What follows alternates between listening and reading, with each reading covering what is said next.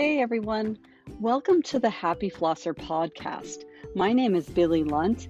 I am your host, and I am here to talk to you about all things dental hygiene to support you on your journey through the dental hygiene program. Welcome, so glad to have you.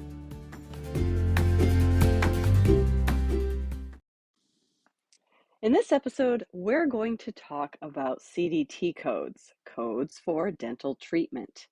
And these are codes designated for specific dental procedures that are completed by dental providers in the clinical setting.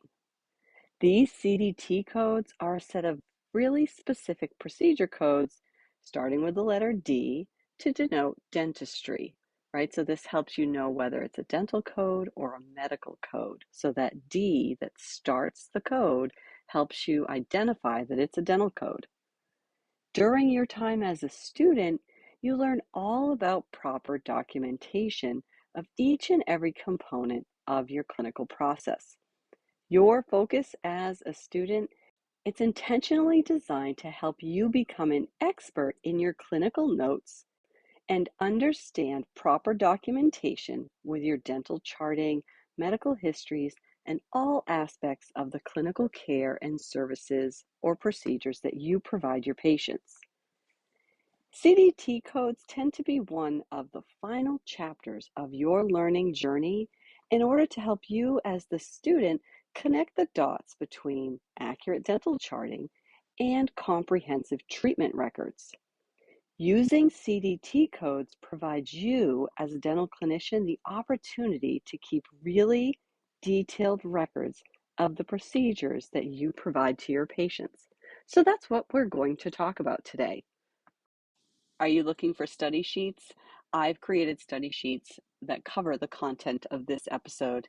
If you're interested or that's something that's going to help you on your learning journey, you can click the link listed right in the description of these show notes. Happy studying!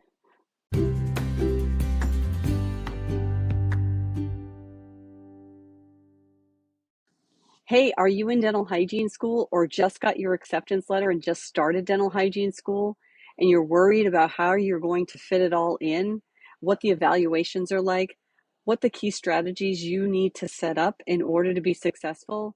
You don't want to have worked all this time to get accepted into dental hygiene school only to make some pretty major errors in your first and second semester.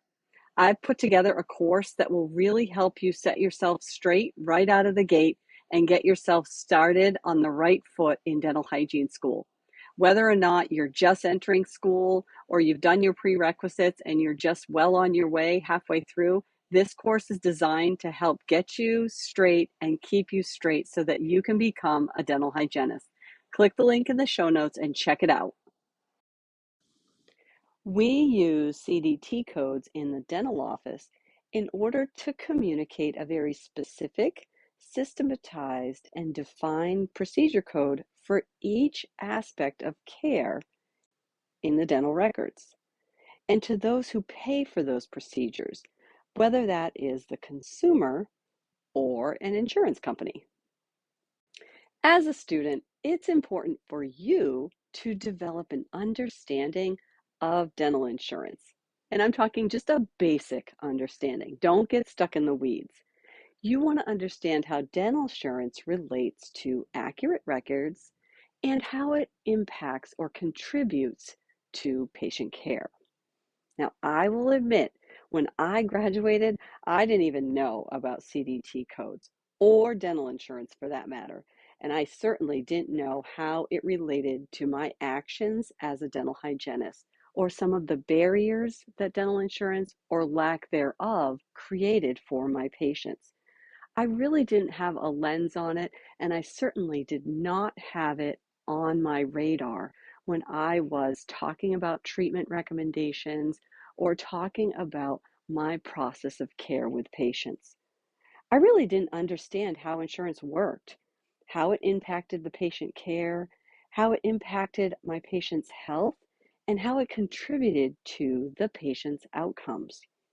My only understanding of dental insurance from when I became a clinician was from my own dental visits when I was a kid. and the procedures that I had in the dental office.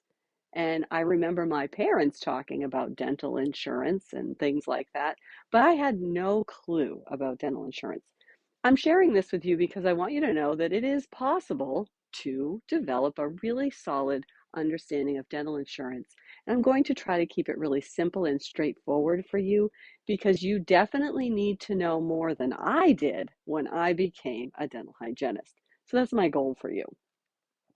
When I first entered the field, I quickly discovered that the little bit that I knew was inadequate and certainly in need of some development.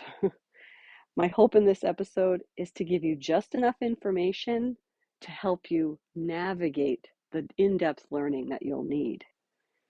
I'm going to share with you the stuff that I wish I knew when I became a hygienist and started working in private practice. Now, my good friend Leanne Haney said it best when she described dental insurance compared to medical insurance in a more accurate term. It's a dental benefit rather than insurance. And as I talk about it, you'll understand why. Most dental plans control the cost by limiting the amount of money that each patient can spend on their oral health in a given year. And they limit the amount that can be covered by the insurance provider. And this is how they keep the costs down for not only the dental companies, but for the actual plans themselves. Now, this is a little bit different than medical insurance. Medical insurance control their overhead costs by requiring things like upfront deductibles and co-payments from their patients. Now, unlike dental insurance, medical insurance will cover the full cost of procedures once those things like the deductibles and the co-payments are met. Now, unlike medical insurance, which is evolving, dental insurance puts most of its focus on prevention.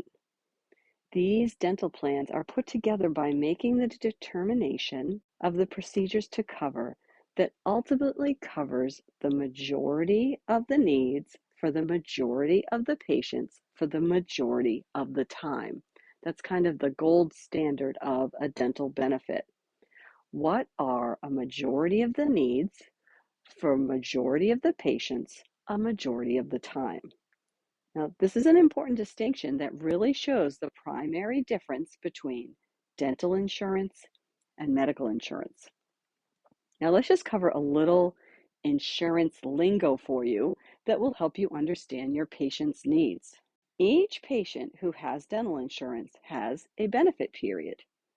Now, a benefit period is usually a 12-month period of time where patients can utilize their planned benefits. Now, some of your patients will have calendar year benefits, meaning that those benefits start on January 1st and they extend 12 months with an expiration date of December 31st. And this is regardless of whenever the patient's effective date is.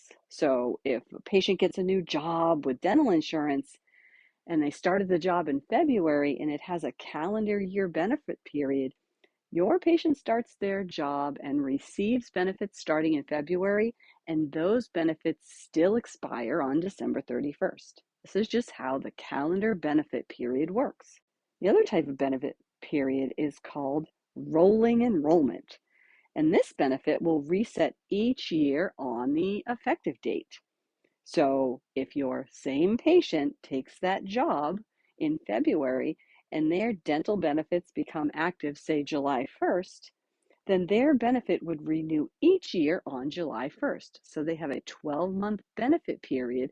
That's what a rolling benefit is called. And whenever their effective date is, that's when it expires. Now, just like when you first entered dental hygiene school and you were immersed in a whole new language, dental insurance has some terminology that is used that is helpful for you to know as a provider. So let's go over a few of those terms to really help you navigate. And this is just baseline information to really help you navigate the ins and outs of all that you'll really need to know in the early stages of your profession. Now, a provider network is a panel of dentists that agree to provide treatment for a certain plan. That is the definition of a provider network. So you might hear things like You're outside my network. That means that you are not part of that panel of dentists that agree to provide the treatment for a certain plan. Limitations are defined as a limit to the number of times that a specific service can be performed in a certain time period. So an example of this would be maybe a fluoride treatment. Maybe your dental plan only allows payment, there's a limitation on the number of times that they will pay for a fluoride treatment in one benefit period. So if you have a patient who comes twice a year and they get a fluoride treatment both times that they come see you, but their benefit only pays, it has a limitation on the number of times they'll pay for that service, then you need to be aware that the patient will be responsible for that second treatment. Annual maximum is defined as the total amount that a plan, a dental benefit, will pay for dental coverage during that 12-month benefit period.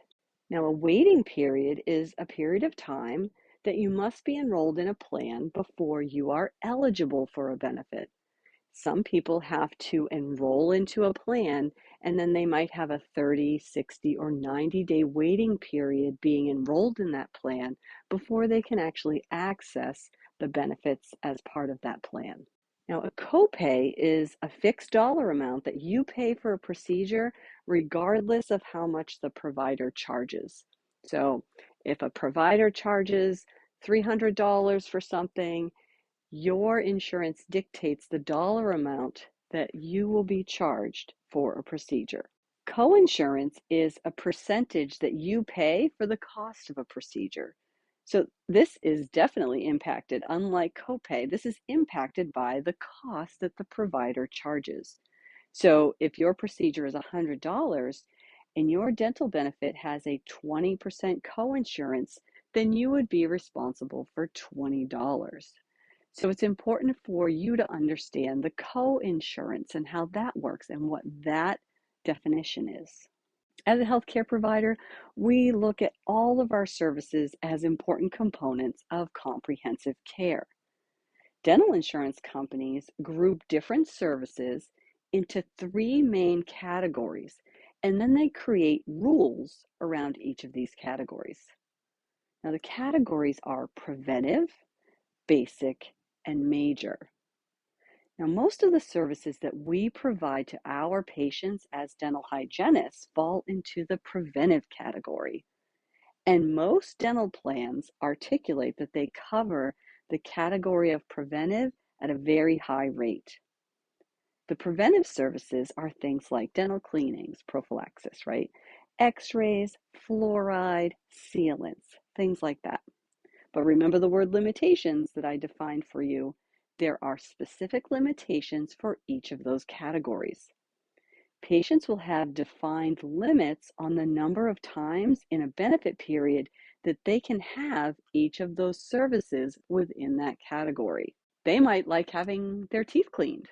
They might want to come see you every 8 weeks, every 2 months, every 3 months, but they might have a limitation on their plan that says that that dental benefit will only cover that service twice a year or 3 times a year. So that's where the limitations come into play for the services that you provide. The next category is known as basic. Now, basic is a category within the dental benefit plan that includes basic restorative needs for our patients. And this typically includes things like fillings, but in the dental hygiene role, it includes things like scaling and root planing, as well as things like periodontal maintenance. The services in this category also have limitations and usually have a coinsurance percentage cost associated with it. The third category of services is known as major. Now, in the major category, dental plans will pay for a percentage of the cost associated with those major services. And these are typically services linked to a lab fee, right? So think about this. So things like implants, crowns, dental surgery, or dentures all fall into the major group. I look at them as things that are a major deal right? So that helps you remember that it goes in the major group. So those are your three classifications or categories of a dental benefit. And every single CDT code, every single one of your services or procedures that you do with a patient falls into one of those three categories. And so their dental benefit has limitations and rules based on whichever category these services fall in. So why are CDT codes important to us as dental hygienists? We're not billing our patients, right? We're not submitting insurance, but we are educating our patients and we are talking to our patients about treatment.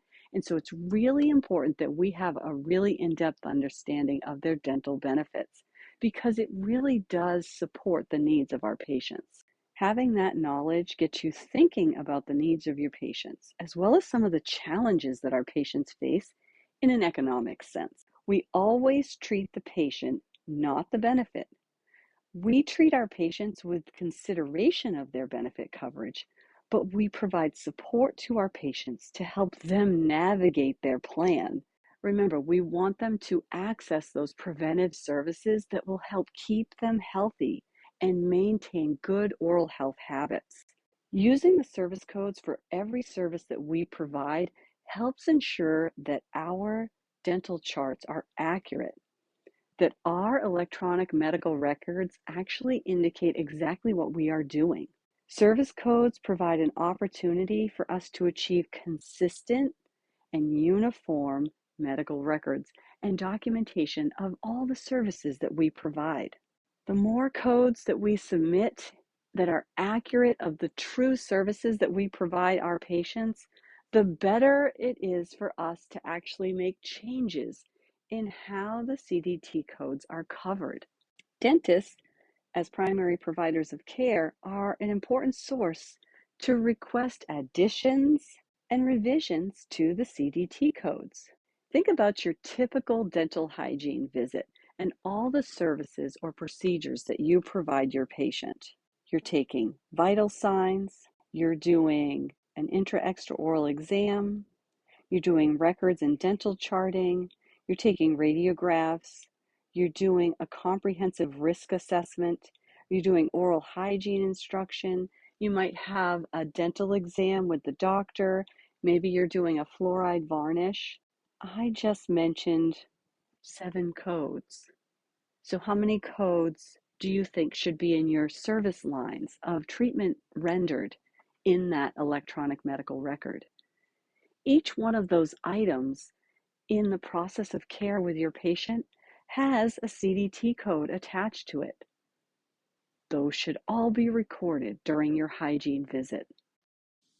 Now, risk assessment codes are considered the standard of care, and some of these services that we provide our patients are really helpful for our patients to develop an understanding of the link between their level of risk and their caries susceptibility or their periodontal susceptibility.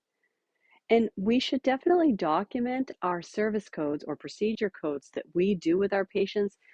Whether or not it gets covered or if it's a covered benefit doesn't matter.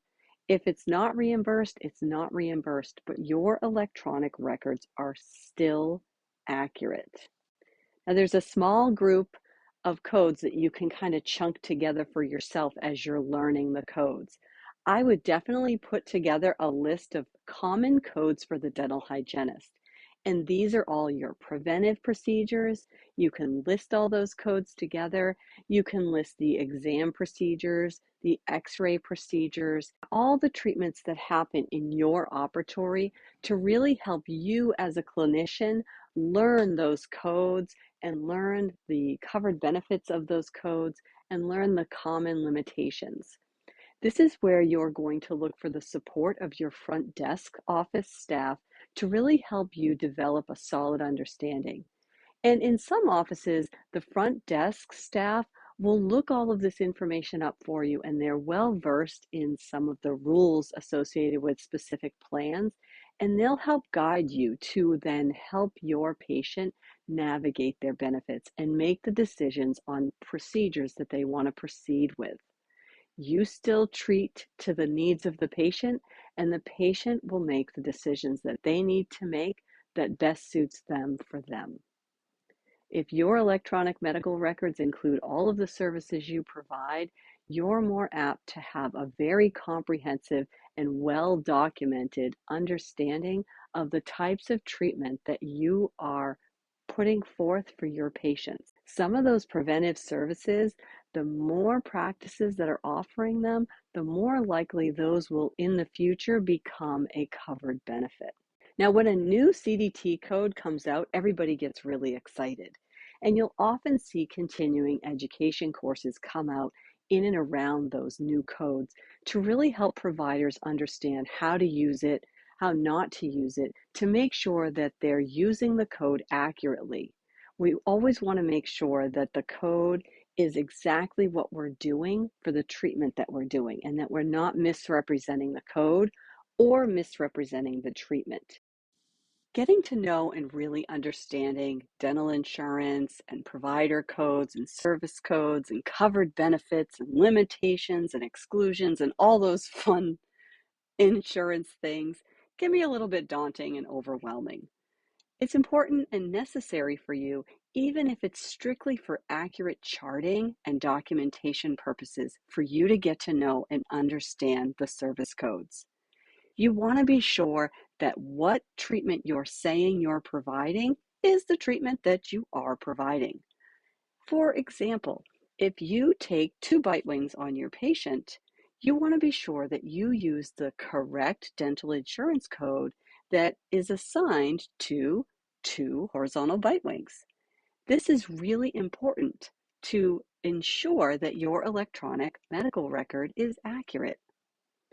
It's a daunting and overwhelming task for a student when you first get out there. And in a future episode, we'll break down some of the main codes that you use. And I promise there's only about 30 or 35 real codes that the dental hygiene student should know. And we'll talk about the nitty-gritty of each one of those, how they're used, when they're used, and why they're used. So stay tuned for that. I hope you'll join me for that episode. I'll try to make it fun and exciting, even though it is dental insurance codes. All right, you got this.